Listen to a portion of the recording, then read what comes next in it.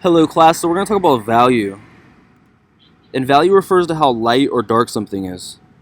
So a white piece of paper is light while the night sky is dark. So colors could have value too.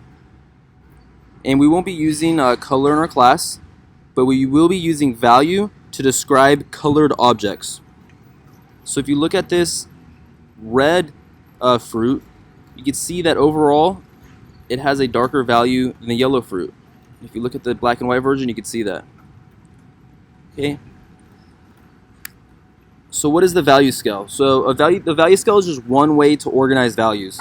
And every value scale has a different amount of values. Some value scales have 6 values. Some have 7. Some have 11. But ours is going to have 9.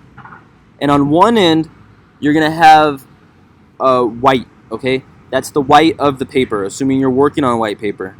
And that's going to have a value of 1.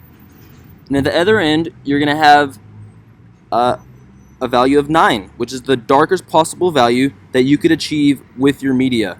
And every media is going to have a different 9, okay? If you're working with graphite, it's going to have a different 9 than if you're working with charcoal.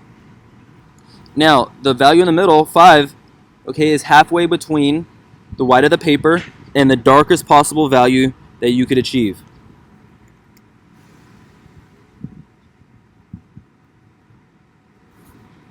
Okay, and this is talks about how the white of the paper is a 1 and the darkest possible value is a 9.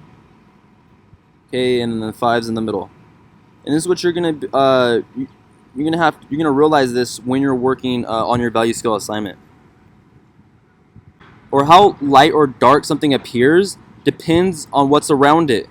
When a gray is placed next to something that's very light, like white, it's going to appear darker than when it's placed next to black. Okay, it's going to appear lighter. So values are relative. Our perception of values are relative. A very important use of value is to create the illusion of volume. Okay, so it's through patterns of darks and lights, okay, from shadows and lights, that you're able to see something. You're able to create the illusion of something being three-dimensional.